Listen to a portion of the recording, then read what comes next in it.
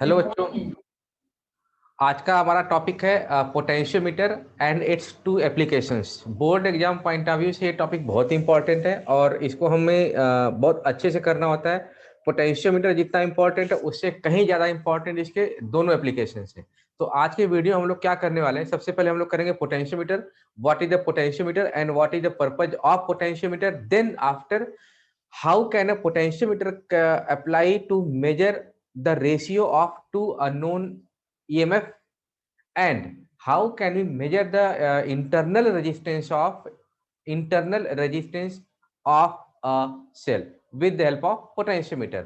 ठीक, तो सबसे पहले हम लोग करते हैं पोटेंशियोमीटर। What is potentiometer?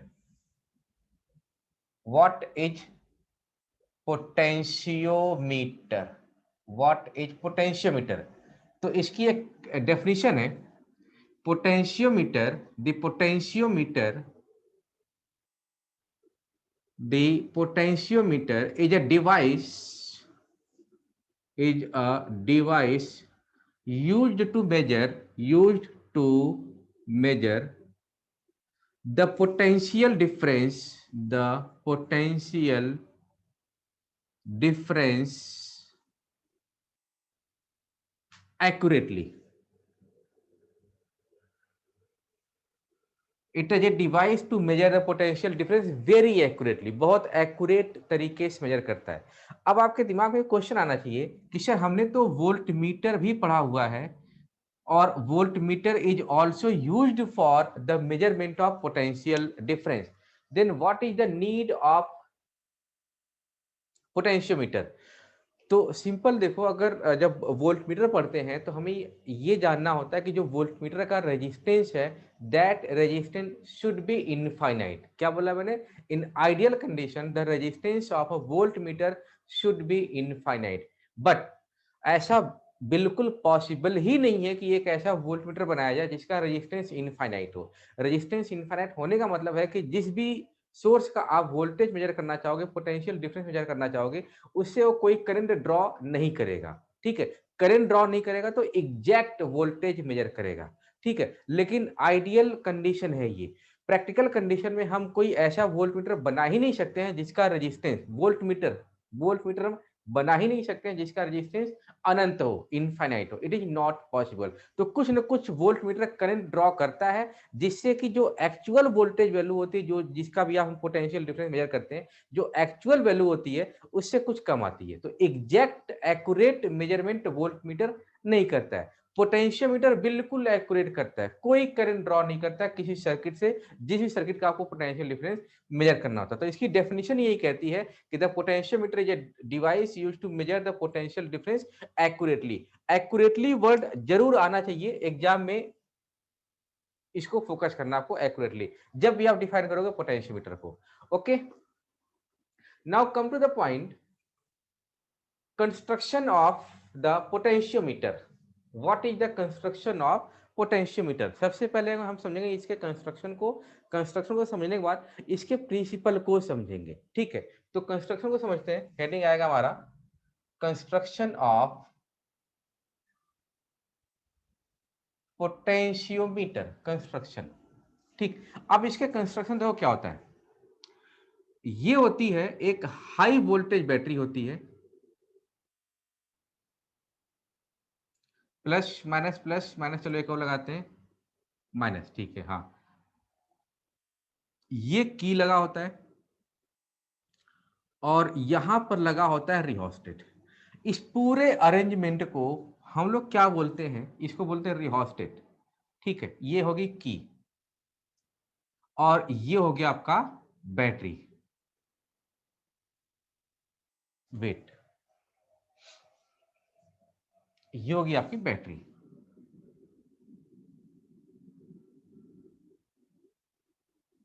और इस पूरे अरेंजमेंट को हम लोग क्या बोलते हैं? Auxiliary circuit. क्या बोलते हैं हम लोग? Auxiliary circuit. ऑक्सिलरी सर्किट क्यों बोलते हैं, अभी आपको ये क्लियर हो जाएगा। ठीक, तो अभी समझते हैं कि इसको हम लोग ऑक्सिलरी सर्किट क्यों बोलते हैं, अभी क्लियर हो जाएगा ये। ठीक है, अब पोटेंशियोमीटर को ड्रॉ करते हैं। ये रहा पोटेंशियोमीटर, ये रहा इसका एक पॉइंट ए। ठीक, ये पॉइंट है ए। इस पॉइंट ए से हम लोग वायर यूज करते हैं और ये वायर इस तरीके से कनेक्ट होते हैं लाइक दिस।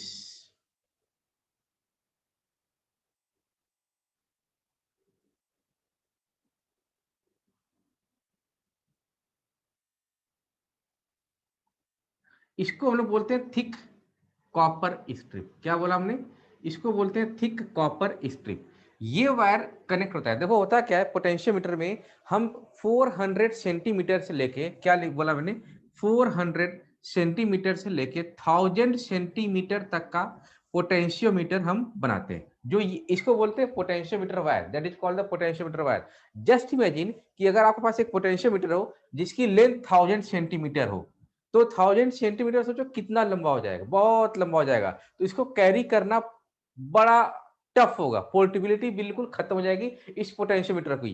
तो हम क्या करते हैं कि इसको ना, जो वायर होता है 100 सेंटीमीटर वायर का, इसको ये लगाए 100 सेंटीमीटर, फिर कनेक्ट किया, फिर तो बहुत लंबा नहीं होता ये।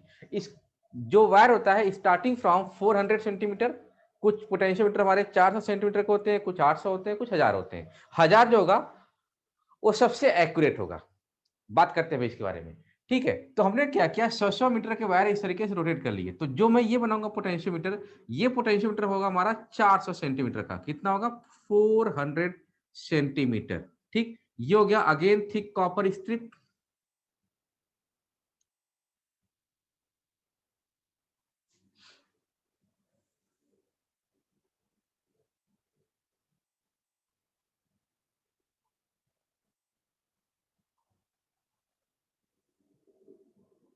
और यहां पर लगा दिया हमने स्केल। ये हो गया आपका पॉइंट बी। ये 100 सेंटीमीटर, ये 100 सेंटीमीटर, ये 100 सेंटीमीटर, ये 100 सेंटीमीटर। ठीक, ये हो गया हमारे 400 सेंटीमीटर का वायर। और यहां पर लगा दिया हमने एक छोटा सा स्केल, जिससे कि आपको इसकी लेंथ पता चलती रहेगी। ये स्केल दोनों तरफ से होते हैं।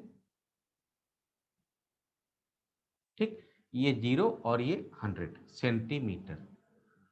ठीक है, तो यहां से वायर शुरू होता है 0 सेंटीमीटर से, यहां तक गया 100 सेंटीमीटर, फिर यहां 100, यहां से 200 सेंटीमीटर, यहां 200, यहां गया 300 सेंटीमीटर, और यहां पर आ गया आपका 400 सेंटीमीटर। और इस पॉइंट बी को आप क्या करोगे, यहां से एक वायर निकाला और इसको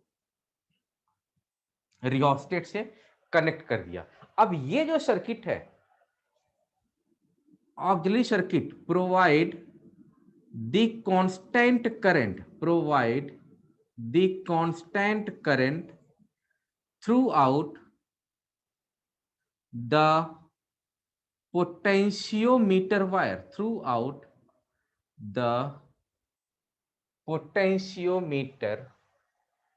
wire। ठीक, इसका काम सिर्फ है, जैसे ही आप की को कनेक्ट करोगे यहां पर, इसका काम सिर्फ है कि इस पूरे वायर के थ्रू सिर्फ और सिर्फ एक कांस्टेंट करंट को फ्लो कराना। इसीलिए, और वैसे इसका कोई टेक्निकल रूल नहीं है, तो इसीलिए इसको हम लोग बोलते हैं ऑक्सिलरी सर्किट। Auxiliary circuit. ठीक, ओके ओके। तो ये हो गया हमारा complete construction of the potentiometer, complete construction of the potentiometer. और हमने जो वायर की लेंथ ले रखी है दैट इज 400 सेंटीमीटर, 1000 सेंटीमीटर तक ले सकते हैं। इसको हमने बना दिया 400 सेंटीमीटर। वैसे ही आप स्कूल में आपकी ये लैब में भी रखा होगा, जिसकी लेंथ होती है 400 सेंटीमीटर, 0 से लेके 100 सेंटीमीटर। अच्छा, 0 से लेके 100 सेंटीमीटर तक, ये 100 से 200, 200, 300, 300, 400। अब क्या होता है, अगर आप यहां पर एक वोल्ट मीटर कनेक्ट करो, यहां पर वोल्ट मीटर, ठीक है, और इसको बोलते हैं जॉकी। जैसे आपका रेडियो जॉकी होता हो, क्या करते हैं, गाने सेलेक्ट करते हैं, आप यहाँ पोटेंशियल सेलेक्ट करोगे, इसको बोलते हैं जॉकी। अब अगर इस जॉकी, ये मूवेबल होती है, यहां भी रख सकते हैं, यहां भी रख सकते हैं, यहां भी, कहीं भी आप इसको उठा के रख सकते हो, that is called the jockey. इस पेन की तरह होती है बिल्कुल ये। आपने क्या करना है, जैसे ही आप जॉकी को यहां की तरफ रखोगे तो ये वोल्ट मीटर 0 वोल्ट शो करेगा। यहां पर शो करोगे तो कुछ वोल्टेज वैल्यू शो करेगा, नॉन जीरो वोल्टेज। कुछ यहाँ शो करिया शो रखा आपने, तो यहाँ पर कुछ ये ज़्यादा वोल्टेज शो करेगा। आपने यहाँ रखा, यहाँ रखा, यहाँ रखा। अगर आप पॉइंट बी पर रखोगे, तो पॉइंट बी पर इस बैटरी की जितनी मैक्सिमम वैल्यू आपने सेट की है, मैक्सिमम वोल्टेज वैल्यू आपने सेट की है, वो इसको यहाँ पर शो करेगा। That means what? यहाँ का इसको हम बोलते हैं पोटेंशियल ड्रॉप। इन दोनों बीच का पोटेंशियल ड्रॉप। यहाँ इन दोनों के बीच में जो पोटेंशियल वैल्यू होगी, अगर आप इसको यहाँ पर रखोगे, तो यहाँ पर पोटेंशियल वैल्यू वोल्टमीटर ज्यादा दिखाएगा। यानी voltage drop, potential drop directly proportional to the length of wire. क्या बोला मैंने? Potential drop is directly proportional to the length of wire. यहाँ पे जो वोल्टेज दिखाएगा, उससे ज्यादा वोल्टेज वो यहाँ पर दिखाएगा, और सबसे ज्यादा वोल्टेज वो कहाँ दिखाएगा? बी पर। यहाँ पर क्या दिखाएगा? 0 वोल्ट। ज्यादा लेंथ तो ज्यादा वोल्टेज, ज्यादा लेंथ तो ज्यादा वोल्टेज। ठीक है, तो इसका प्रिंसिपल लिखते हैं। अब आपको कंस्ट्रक्शन समझ में आ गया, थोड़ा बहुत इसकी आपकी आपकी इसकी वर्किंग समझ में आ गई, तो इसका हम लोग प्रिंसिपल लिखते हैं। What is the principle of potentiometer? तो प्रिंसिपल को बहुत ध्यान से समझना, क्योंकि पहले कंस्ट्रक्शन इसलिए बनाया था मैंने ताकि आपको प्रिंसिपल समझने में आसानी हो। क्या बोला मैंने? प्रिंसिपल को समझने में आसानी हो। Now come to the principle. The basic principle, the basic principle of a potentiometer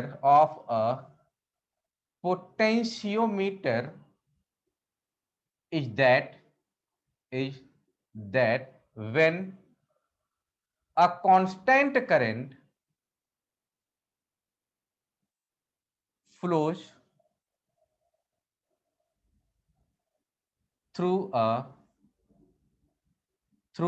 potentiometer wire, through a potentiometer wire of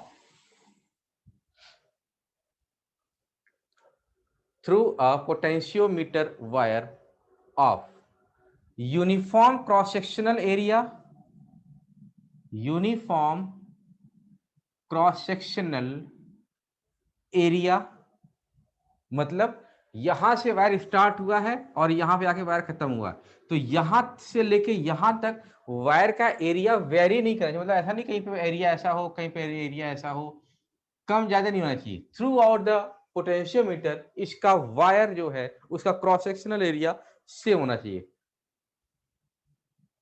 potentiometer wire of uniform cross sectional area and composition, and composition. Composition means क्या हो गया कि ऐसा नहीं कि यहां से लेके यहां तक आपने यूज किया कॉपर वायर और यहां से लेके आप यहां तक यूज कर लो आप सिल्वर वायर। नहीं, composition must be same. Then potential drop, क्या बोला मैंने? Potential drop across any length of wire, across any length of wire is directly proportional to, is directly proportional to length of that wire।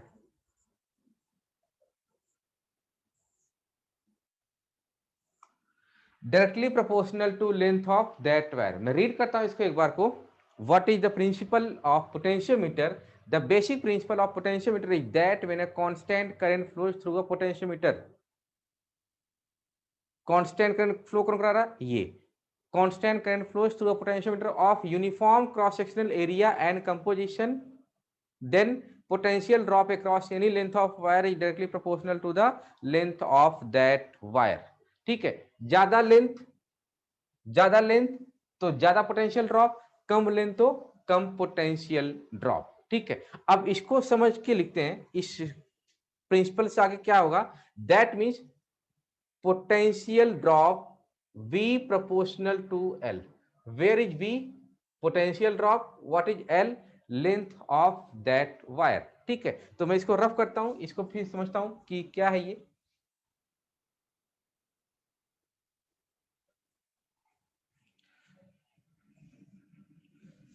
Potential drop proportional to length of wire। ये ही था हमारा principal of potentiometer. अब देखो इसमें क्या होता है, हमें पता है V इज इक्वल टू क्या होता है, I इंटू आर। ठीक, ये कहां से आए वो बताने की कोशिश कर रहा हूं मैं आपको। V is equal to I into R equal to क्या होता है, rho into L upon A. Rho is the resistivity length of the wire and cross sectional area of the wire. अब देखो V is equal to L को अलग रखते हैं into आई rho upon ए। अब एक ही देखना ध्यान से क्या होता है, इसको एल को इधर लगाओ। ठीक है, देखना आई क्या है, वेरी कर रहा है, कांस्टेंट है। आंसर है कांस्टेंट है, क्योंकि प्रिंसिपल में कहा था कि कांस्टेंट करंट फ्लो होनी चाहिए, तो I constant. Rho resistivity of the conductor या potentiometer wire, that is constant. Cross sectional area constant. तो ये पूरा का पूरा टर्म कांस्टेंट है, यानी V इज इक्वल टू क्या आ जाएगा, K इंटू एल। जहां पर K कांस्टेंट है, जहां पर K कांस्टेंट है, और इसकी वैल्यू क्या होगी, आई रो अपॉन ए। ये K की वैल्यू आ गई हमारी। ठीक, अब इसको मैं यहां लिखता हूं, थोड़ा डायग्राम में बोर्ड बढ़ गया, कोई बात नहीं। या K इज इक्वल टू क्या हो जाएगा, V upon L. K is equal to क्या हो जाएगा हमारा, V अपॉन एल। जहां पर K को हम बोलते हैं, कांस्टेंट तो है बट इसको हम बोलते क्या है, पोटेंशियल ग्रेडियंट। क्या बोला हमने इसको, potential gradient. K is known as the potential gradient. That is 1 marks question की what is the potential gradient of the potentiometer। तो सबसे पहले चीज की ये कांस्टेंट होता है, और इसकी वैल्यू क्या होती है, इसकी वैल्यू होती है आई रो अपॉन ए। तीनों की तीनों वैल्यू हमारी इसमें कांस्टेंट है। क्या बोला हमने, तीनों की तीनों वैल्यू हमारी इसमें कांस्टेंट है। ठीक, और इसको अगर आप डिफाइन करना चाहो डिफाइन कर लो। Potential drop, potential drop per unit length, potential drop per unit length, potential drop per unit length is known as potential gradient, is known as potential gradient. ठीक, तो हमें इस टॉपिक से क्या सीखना है, हमें इस टॉपिक से ये सीखना है कि V प्रोपोर्शनल टू L कहां गया हमारा, V प्रोपोर्शनल टू, कहां लिखा है मैंने, अच्छा मिटा दिया उसको, क्या बात है, ये था ना V equal to K into L. तो यहाँ लिख सकते हम लोग, कॉन्स्टेंट हटाओगे आप तो V प्रोपोर्शनल टू एल। ठीक है, यहां से हमें यही सीखना है कि potential drop is directly proportional to the length of wire. जितना ज्यादा आप लेंथ को लोगे उतना ही ज्यादा ये वोल्टेज वैल्यू शो करेगा, मतलब कि वायर की लेंथ के डायरेक्टली प्रोपोर्शन में पोटेंशियल ड्रॉप हो रहा है। ये हमें सीखना है यहाँ से, V is equal to K into L, या V प्रोपोर्शनल टू एल, या V is equal to K into L, जहां पर K हमारा एक कांस्टेंट है जिसकी वैल्यू होती है I rho upon A. Constant current, resistivity constant and cross sectional area, तीनों तीनों वैल्यू कांस्टेंट, तुम्हारा K कांस्टेंट हो गया। और इसकी डेफिनेशन आ गई, potential drop per unit length is known as potential gradient. That all about the potentiometer. अभी एप्लीकेशन नहीं बताया मैंने, सिर्फ आपको पोटेंशियोमीटर के बारे में बताया। कभी कभी बोर्ड एग्जाम में क्वेश्चन आता है कि ये क्या है, अभी मैंने इसके बारे में आपको बताया नहीं, व्हाट इज दिस। तो इसको हम लोग बोलते हैं thick copper strip, thick copper strip, that is called the thick copper strip. Copper के स्ट्रिप होते हैं, पट्टियां होती है कॉपर की, जिनका रेजिस्टेंस बहुत कम होता है। अब सोचो ये क्यों लगाया गया, इसका क्या पर्पज है, कभी कभी आता है कि बोर्ड एग्जाम में कि what is the purpose of thick copper strip in the potentiometer. ठीक है, तो आपको एक्सप्लेन करना होता है किस तरीके से, कि because of thick copper strip has the neglect resistance so we use this. अब अगर आप इसको नहीं लगाओगे, आप क्या करोगे सर, हमें वायर तो घुमाना है सिर्फ, तो एक वायर पकड़ा यहाँ से ऐसे घुमा के ऐसे लेके चले आए। अब सोचो जब एक वायर आप ऐसे ले जाओगे और आपने यहाँ मान लो कील लगा दी और घुमा के ऐसे लेके आए आप, तो जो ये कील लगाया आपने और इस कील से जब वायर को घुमा के आप लेके आ रहे हो लाइक दिस, इस तरीके से मैं इसको अगर ये वायर लूं तो वेट, ये कील लगा दिया हमने और इससे लेके आया, तो चूंकि मेटेलिक वायर है, अब इस ये भी कील भी मेटल का है, कोई ना कोई मेटल ये है, अब ये घिसेगा इसमें। ठीक है, अगर मेटल ना भी हो, कोई भी कील हो, तब भी ये घिसेगा। तो क्रॉस सेक्शनल एरिया वेरी कर जाएगा। तो हमारा क्रॉस सेक्शनल एरिया वेरी ना करे, कांस्टेंट करंट फ्लो करे उसके पोटेंशियोमीटर वायर के थ्रू, इसलिए हम लोग यूज करते हैं thick copper strip. The purpose of thick copper strip is that the current should be constant throughout the wire and its resistance is negligible. So that is all about the potentiometer. Now come to the point application of potentiometer. अब इसी जो ये device आपके सामने draw किया गया है, इसका क्या क्या एप्लीकेशन है, इसको हम लोग करते हैं। सबसे पहले हम लोग करेंगे पहला एप्लीकेशन, देन आफ्टर दूसरा एप्लीकेशन। ठीक है, तो आते हैं इसके पहले एप्लीकेशन पे। Okay okay, now come to the point, application of potentiometer. Application of potentiometer, application of potentiometer. सबसे पहला इसका एप्लीकेशन है comparison of EMF of two primary cells,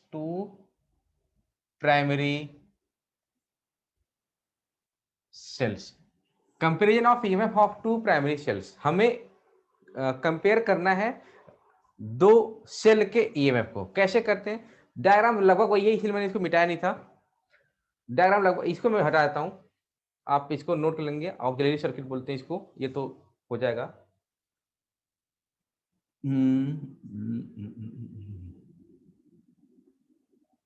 ठीक है, तो अब क्या करना है, अब हमें दो सेल लेना है। ठीक है, और उन दो सेल को किस तरीके से कनेक्ट करना है। अच्छा, जब भी आप पोटेंशियोमीटर ड्रॉ करोगे तो ध्यान देना, इधर की तरफ पॉजिटिव टर्मिनल आपका आएगा। क्या बोला मैंने? इधर की तरफ आपका पॉजिटिव टर्मिनल आएगा और इधर की तरफ नेगेटिव। ठीक है, now complete the circuit, construct the circuit for measurement of ratio of EMF या comparison of EMF of two primary cells. तो किस तरीके से सर्किट देखते हैं, देखो ध्यान से आप। एक सेल लिया हमने ऐसे, कनेक्ट कर दिया इसको ऐसे, दूसरा सेल हमने लिया ऐसे और इसको कर दिया कनेक्ट ऐसे। ये सेल ईएमएफ E1, ये सेल ईएमएफ E2, और ये हो गया की वेट, ये हो गया की, और ये हो गया, इसको हम लोग बोलते हैं टू वे की, that is called the two way की। यहां पर आपने लगा दिया एक रेजिस्टेंस बॉक्स, और इस रेजिस्टेंस बॉक्स से आगे आपने लगा दिया एक galvanometer. Now connect the galvanometer. वहां तो वोल्टमीटर लिया था ताकि आपको वोल्टेज दिख जाए, यहां पर हम लोग लेंगे गैल्वेनोमीटर, और ये लगा दिया आपने जॉकी। ठीक,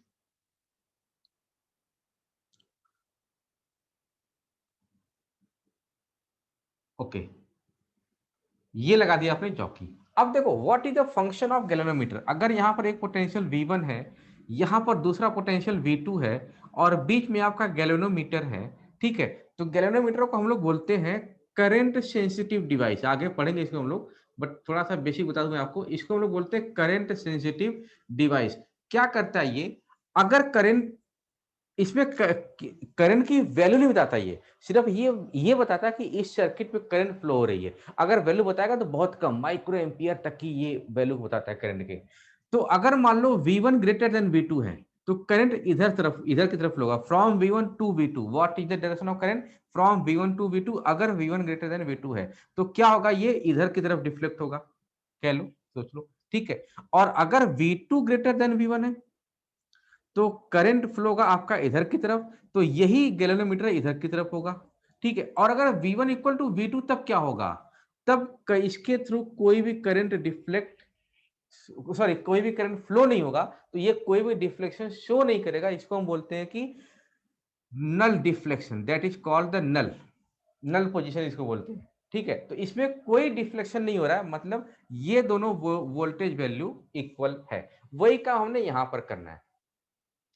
तो हमारे पास दो सेल है, एक सेल का ईएमएफ है E1, दूसरे सेल का ईएमएफ है E2। अब इस दोनों सेल के ईएमएफ को मेजर करना है। ठीक है, और यहां भी ध्यान देना, सेल का पॉजिटिव यहां पर, नेगेटिव यहां पर, पॉजिटिव यहां पर और नेगेटिव आपका यहां पर। तो इसमें क्या होगा, सबसे पहली चीज आपको समझना पड़ेगा कि कभी भी दोनों सेल एक साथ कनेक्शन में नहीं आएंगे। एट अ टाइम केवल एक सेल ही कनेक्ट होगा, अगर एक कनेक्ट होगा तो दूसरा आपको डिसकनेक्ट करना पड़ेगा। तो इसमें क्या करते हैं, first connect the cell first connect the cell E1 with the potentiometer with the potentiometer with the potentiometer करो इसको कनेक्ट आप, ठीक। तो ये रहा टू वे की, इसको आपने यहां पर की से कनेक्ट कर दिया और ये भी की से कनेक्ट है, ठीक। ये कर दिया आपने की से कनेक्ट, इसको जैसे ही आपने इसको की से कनेक्ट किया अभी आ गया। अब ये पोटेंशियल और ये पोटेंशियल, इसके पोटेंशियल कौन बता रहा है, ये। अगर आप यहाँ वोल्टेज एक वोल्ट मीटर लगाओगे तो वोल्टेज जरूर बताएगा, बट यहाँ हमने वोल्ट मीटर हटा दिया, एक सर्किट अरेंजमेंट किया है ताकि दोनों सेल के ईएमएफ को हम कंपेयर कर सके, ठीक है। तो देखो क्या होगा, जैसे ये कनेक्शन में आया, अब चूंकि दोनों वोल्टेज अलग अलग होंगे तो इसके थ्रू करंट फ्लो होगा, तो हमें क्या करना है, तुक्का मारना है, सिंपल सी बात बोले तुक्का मारना है, हिट एंड ट्रायल मेथड बोलते हैं उसको अच्छे से अच्छी लैंग्वेज में। तो क्या करना है आपको, कभी जॉकी उठा के यहाँ रखना है, कभी यहाँ रखना है, कभी यहाँ रखना है, कभी यहाँ, मतलब करते करते करते करते आपको एक ऐसा पॉइंट चूज करना है, एक ऐसा पॉइंट चूज करना है जहां पर ये गैल्वेनोमीटर कोई भी डिफ्लेक्शन शो ना करे। क्या बोला मैंने, एक ऐसा पॉइंट चूज करना है जहां पर ये कोई भी डिफ्लेक्शन शो ना करे। तो सपोज करो आपको पॉइंट मिल गया और ये पॉइंट हो गया आपका J1, J1, ठीक है, और ये लेंथ हो गई L1। लेंथ हम लोग कहां से ले लेंगे, स्केल से कर लेंगे भैया, तो ये लेंथ होगी हमारी L1, ठीक। तो हम बोलते हैं J1 is that point, J1 is that point at which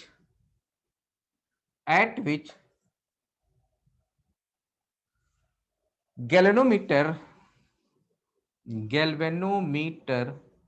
shows no deflection, कोई भी डिफ्लेक्शन शो नहीं करता है, कोई भी डिफ्लेक्शन शो नहीं करता है, ठीक है।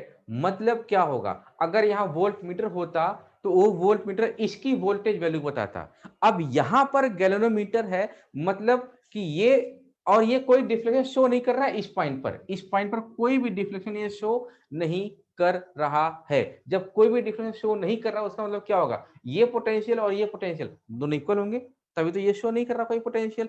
तो व्हाट वी कैन राइट, अगर पिछला वाला केस होता हम v is equal to K into L, यहां पर हम क्या लिखेंगे, दिस इक्वल टू दिस, तो we can directly write E1 is equal to K into L1 where K is the potential gradient और ये कांस्टेंट है, अ कांस्टेंट, ये कांस्टेंट है, इक्वेशन नंबर 1 बन गया, ठीक। ये बन गया हमारे पास E1 is equal to K into L1, E1 is equal to K into L1, समझ में आया, ठीक। तो अब नाउ ये मिल गया हमारा equation number 1। Now disconnect E1 and connect E2 with the potentiometer, with the potentiometer, with the potentiometer, करो इसको डिस्कनेक्ट, ये करा हमने और इसको कर दिया कनेक्शन में, इसको डिस्कनेक्ट किया और इसको कनेक्ट कर दिया हमने, ठीक। अब चूंकि इसकी वोल्टेज कुछ अलग है, फिर से ये डिफ्लेक्शन शो करेगा कोई ना कोई, मतलब करंट फ्लो होगी। अब वही काम दोबारा करना है कि तुक्का से करते हुए कभी यहाँ कुछ करते करते करते करते मान लिया हमें एक पॉइंट मिल गया J2, हमें एक पॉइंट मिल गया J2 जहां पर इसने दोबारा डिफ्लेक्शन शो करना बंद कर दिया, ये लेंथ हो गई L2, ठीक। ये हो गया पोजीशन J2 जब आपने इसको E2 को कनेक्ट किया और ये डिफ्लेक्शन शो करना बंद कर दिया, लेकिन डिफ्लेक्शन शो करना बंद कर दिया मतलब कि जैसे आपने इसको डिस्कनेक्ट किया, इसको लगाया तो फिर से पोटेंशियल डिफरेंस होगा, पोटेंशियल डिफरेंस होगा दो पॉइंट के बीच में, एक पॉइंट ये दूसरा पॉइंट ये, उनके बीच में पोटेंशियल डिफरेंस होगा तो शो करेगा डिफ्लेक्शन। आपने क्या करा, नल डिफ्लेक्शन पाना है, नल डिफ्लेक्शन का मतलब कि दोनों पोटेंशियल, दोनों पॉइंट के पोटेंशियल इक्वल हो जाएंगे, इक्वल हो गए तो यहां लिखते हैं suppose at point J2, suppose at point J2 galvanometer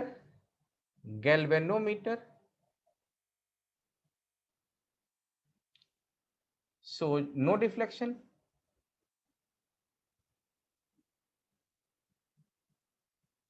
galvanometer shows no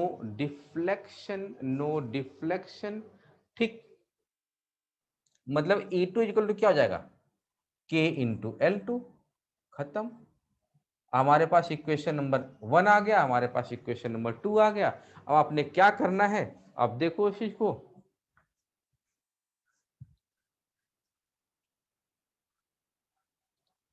divide equation 1 by 2, divide equation 1 by 2, क्या मिल जाएगा हमें, E1 upon E2 is equal to K into L1 upon K into L2। K से K cut गया, क्योंकि K पहले case में भी K कांस्टेंट वही रहेगा, दूसरे केस में भी वही कांस्टेंट K रहेगा, तो K तो वेरी करेगा नहीं, क्योंकि उस पोटेंशियोमीटर का कांस्टेंट है वो। तो E1 upon E2 is equal to आ गया हमारे पास L1 अपॉन L2। ये आ गया आपका रिक्वायर्ड रिलेशन।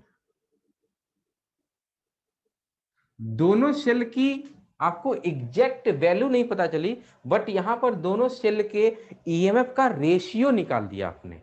हो गया क्या, formula for ratio of EMF of two cells, ठीक। अब आपको नहीं सर, मुझे ना एक ऐसा सेल लेना है जिसकी वैल्यू पता नहीं है और मुझे उसकी एग्जैक्ट वैल्यू पता करनी है। तो आपको क्या करना पड़ेगा,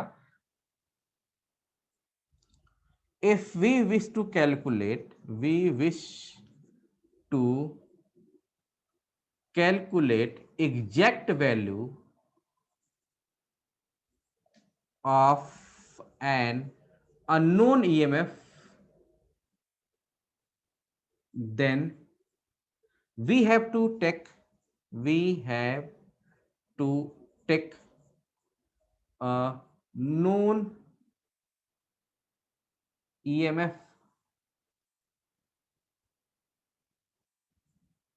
cell, we have to take a known EMF cell। मतलब क्या बोला मैंने, बताता हूं मैं आपको, कि मान लो आपको E2 की वैल्यू आपको पता करनी है, उसके लिए क्या करना पड़ेगा, आपको एक ऐसा सेल लेना पड़ेगा, एक ऐसा सेल लेना पड़ेगा जिसकी वैल्यू नोन है। तो मान लिया ये हमारा नोन हो गया, और ये इसके बाद की स्टोरी है, ठीक है, और E2 हमारा अननोन हो गया।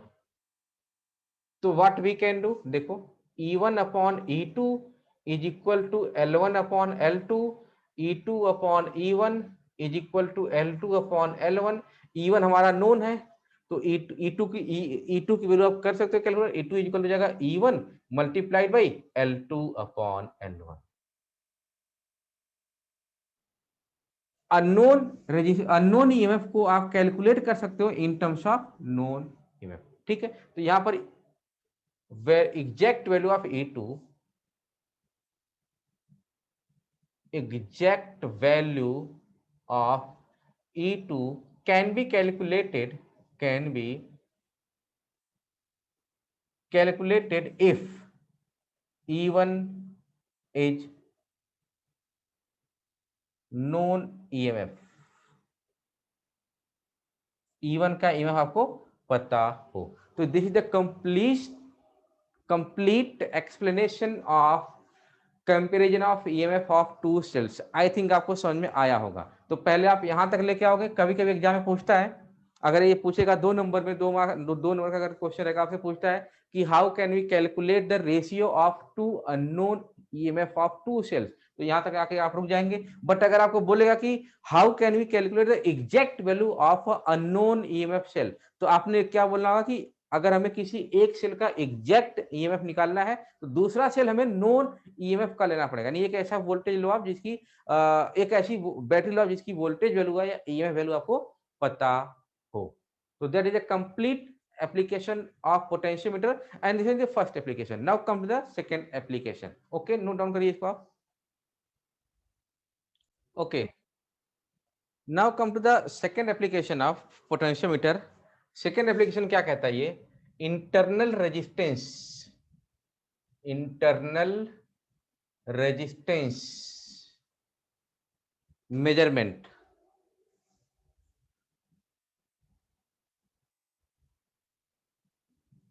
of a primary cell। Of a primary cell, मतलब यही पोटेंशियोमीटर आपका यूज होगा और ये किस तरीके से होगा, to calculate the internal resistance of a cell. ठीक है, अब आपको पता होना चाहिए कि जब भी कोई सेल आप किसी एक्सटर्नल रेजिस्टेंस से, एक्सटर्नल सर्किट से आप कनेक्ट करते हो, तो उसमें हम जो मेजर करते हैं that is measure the terminal potential. जब तक वो सॉरी जब तक वो कनेक्टेड नहीं है किसी सर्किट से, तब तक तो ईएमएफ है, लेकिन जैसे ही आपने उसको कनेक्ट कर दिया किसी सर्किट से, एक्सटर्नल रेजिस्टेंस सर्किट से, तब हम मेजर करते हैं वहां पर टर्मिनल पोटेंशियल। हम मेजर करते हैं वहां पर terminal potential of the cell, terminal potential of the cell. तो कैसे करते हैं, अब ये पूरा सर्किट ही वही रहेगा, यहां पर हम थोड़ा सा इसको चेंज करेंगे। क्या चेंज करते हैं देखते हैं, इसको बता दिखाता मैं आपको।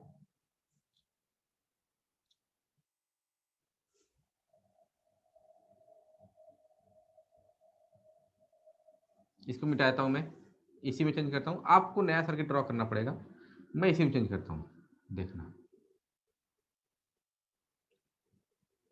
ताकि आपको पता चले कि भाई पूरी सर्किट चेंज नहीं होगी। सर्किट हमारा पोटेंशियोमीटर रहेगा। अब इसको ले लेते हैं हम लोग सेल, जिसका ईएमएफ है ई। यहां पर लगा देते हैं हम लोग एक रेजिस्टेंस बॉक्स, या एक प्रॉपर आप रेजिस्टेंस भी ले सकते हो, लेकिन रेजिस्टेंस बॉक्स लेने का फायदा होता है कि उसमें हम अपनी वैल्यू का रेजिस्टेंस चूज कर सकते हैं। तो यहाँ पे आप लिखेंगे रेजिस्टेंस बॉक्स। ठीक है, यहां पर लगा दिया हमने एक की, और की अभी तक कनेक्टेड नहीं है, और इसके आगे हमने लगा दिया गैल्वेनोमीटर, और इस गैल्वेनोमीटर को हमने जॉकी से कर दिया कनेक्ट। ठीक, अब ये कंप्लीट सर्किट हो गया to measurement the internal resistance of a cell. क्या करते हैं देखो, पता गया कॉन्सेप्ट, कि जब तक ये की कनेक्ट नहीं है, ये सर्किट कनेक्शन नहीं है, तो बैटरी का हम लोग या सेल का हम लोग ईएमएफ लेते हैं, और जैसे ही की को आपने ऑन किया, रेजिस्टेंस कनेक्शन में आया, एक एक्सटर्नल रेजिस्टेंस कनेक्शन में आया, तो ये तब हम इसका लेंगे हम लोग terminal potential. This will be the terminal potential. कहीं भी ले सकते हो आप, यहां भी ले सकते हो, कहीं भी ले सकते हो। ठीक है, तो स्टार्टिंग कहां से करते हैं, at initial no resistance is connected, no resistance is connected, no resistance लिखो, या इसको आप इसको लिखो no external resistance, no external resistance is connected with the cell, with the cell, no external resistance is connected with the cell। ठीक, जब कोई connection नहीं, क्या होगा, क्या करना है आपको, इसमें नल डिफ्लेक्शन शो कराना है। नल डिफ्लेक्शन शो कराने का मतलब ये वाला पोटेंशियल और ये वाला पोटेंशियल कहां गया, ये वाला पोटेंशियल और ये वाला पोटेंशियल दोनों हमारे इक्वल रहेंगे, दोनों ही हमारे पोटेंशियल इक्वल रहेंगे बिल्कुल। ठीक, तो मान लिया ये पॉइंट J1 है, और इस J1 पॉइंट पर आपको मिल गया बैलेंस पॉइंट, तो क्या लिख सकते हैं आप, E is equal to K into L1, equation number 1। E is equal to K into L1, that which the equation number 1। Now come to the equation number 2। कैसे मिलेगा हमें, now connect an appropriate resistance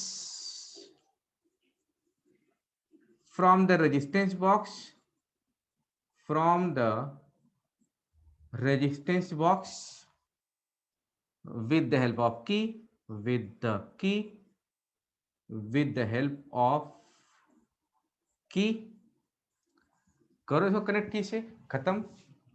ठीक, अब चूंकि ये वही potential नहीं रह जाएगा, ईएमएफ नहीं रह जाएगा, वही वाला, वही वैल्यू नहीं रहेगी, वेरी कर जाएगा। फिर ये जब वेरी कर जाएगा तो कुछ ना कुछ डिफरेंस शो करेगा। अगेन आपने क्या करना है, अगेन आप नल पॉइंट ढूंढो, नल पॉइंट ढूंढो। तो मान लिया आपको नल पॉइंट फिर से वो यहां पर मिल गया J2। ठीक, तो ये बन जाएगा हमारा L2, L2। ठीक, तो अब हमें क्या मिलेगा, चूंकि जब रेजिस्टेंस बॉक्स कनेक्ट हो गया तब हम लेंगे V।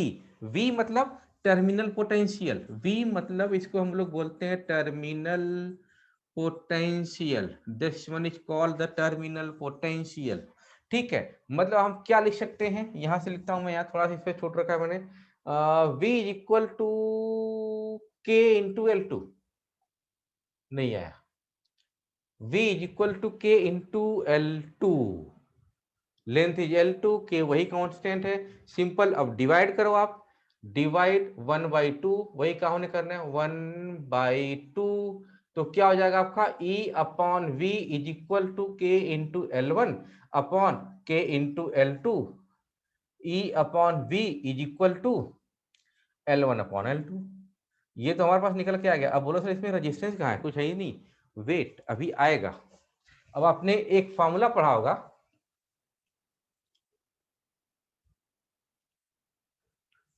V is equal to E minus I R, ठीक है, या E is equal to V plus I R. देखो ध्यान से क्या है, एग्जैक्ट सर्किट क्या है, ये सर्किट है R, ये सेल, ये इसका इंटरनल रेजिस्टेंस, और इसको हम लोग डिनोट करते हैं स्मॉल r से। ओ थोड़ा सा अच्छा सर्किट ड्रॉ करता हूं मैं। ये हो गया आपका रेजिस्टेंस, बॉक्स वाला रेजिस्टेंस, ये हो गई बैटरी सेल और इसका इंटरनल रेजिस्टेंस, ठीक, ये हो गया R, ये हो गया स्मॉल r, और ये हो गया आपका E, EMF of the cell that is E, ठीक। तो देखो क्या होगा, यहां से करंट निकला आपका ये, तो इसको हम लोग बोलते हैं टर्मिनल पोटेंशियल, यहां बोलो चाहे यहां बोलो, कोई फर्क पड़ना नहीं इसमें, ठीक है। तो V इज इक्वल टू क्या होगा, अगर ये करंट I फ्लो हो रहा है तो V इज इक्वल टू क्या होगा, I इंटू एक्सटर्नल रेजिस्टेंस, ठीक है, और E इज इक्वल टू क्या होगा, ये पीछे आपने पढ़ा हुआ, फिर भी मैं आपको बता रहा हूं, E इज इक्वल टू क्या होगा, E इज इक्वल टू होगा I into R plus R, जहां पर R आपका एक्सटर्नल रेजिस्टेंस है, जो आपने रेजिस्टेंस बॉक्स की हेल्प से कनेक्ट किया हुआ है, और स्मॉल r आपका इंटरनल रेजिस्टेंस है, जो हमने मेजर करना है, जो हमने इसको मेजर करना है, ठीक है।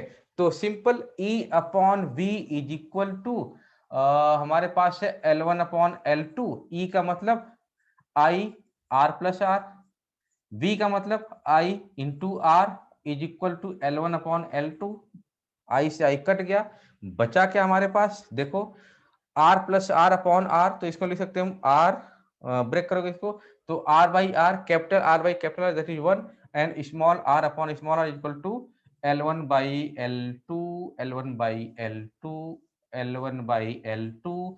तो small r upon capital R, internal resistance upon external resistance, जो कि इसकी वैल्यू हमें पता है, ये हमें कैलकुलेट करनी है, ठीक है, is equal to L1 by L2 minus 1, इसको आप एलसीएम लेके सॉल्व कर दोगे तो ये क्या बन जाएगा हमारा, R upon capital R is equal to LCM लेके सॉल्व करो, क्या बनेगा हमारा ये L2 हो गया हमारा एलसीएम, तो L1 minus L2 upon L2 whole upon L2 हो गया ये, ठीक। यानी कि इंटरनल रेजिस्टेंस को मैं कहां लिख सकता हूं, चलो मैं यहां लिखता हूं, स्मॉल r इंटरनल रेजिस्टेंस जो निकालना है हमें, L1 minus L2 upon L2 multiplied by external resistance. तो ये आ गया हमारा internal resistance measurement, internal resistance measurement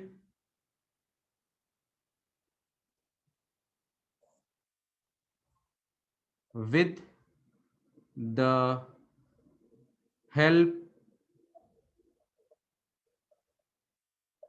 of potentiometer. खत्म हो गया हमारा टॉपिक। तो आज के वीडियो लेक्चर में क्या क्या किया हम लोगों ने, सबसे पहले पोटेंशियोमीटर पढ़ा, उसका कंस्ट्रक्शन पढ़ा, फिर उसका हमने प्रिंसिपल पढ़ा। प्रिंसिपल को पढ़ने के बाद हमने ये सीखा कि V proportional to L, potential difference या potential drop proportional to length of the wire. ये सीखने के बाद हमने इसका पहला एप्लीकेशन किया, comparison of EMF of two cells, E1 upon E2 is equal to L1 upon L2। अगर हमें उसमें से किसी एक का एग्जैक्ट ईएमएफ पता करना हो तो हमें दूसरा वाला कोई एक नॉन ईएमएफ का लेना पड़ेगा सेल, और आप कर सकते हो। फिर दूसरा एप्लीकेशन किया हम लोगों ने, मेजरमेंट ऑफ इंटरनल रेजिस्टेंस, जो हमारा ये वाला फॉर्मूला निकल के आ गया। अब ये तो हो गया complete explanation of the potentiometer, जो कि आपका बोर्ड एग्जाम में 3 नंबर का क्वेश्चन बनता है इससे, पक्का एकदम अगर बोर्ड एग्जाम हुआ इस बार, तो आपका 3 नंबर का इसमें क्वेश्चन एक बनता ही बनता है। अब इसका एक और टॉपिक बच रहा है छोटा-सा, that is sensitivity of potentiometer. आता है कभी-कभी 2 नंबर का, what is the sensitivity of potentiometer? तो सेंसिटिविटी ऑफ द पोटेंशियोमीटर मैं एक्सप्लेन करूँगा नेक्स्ट वीडियो में। ठीक है? Thank you.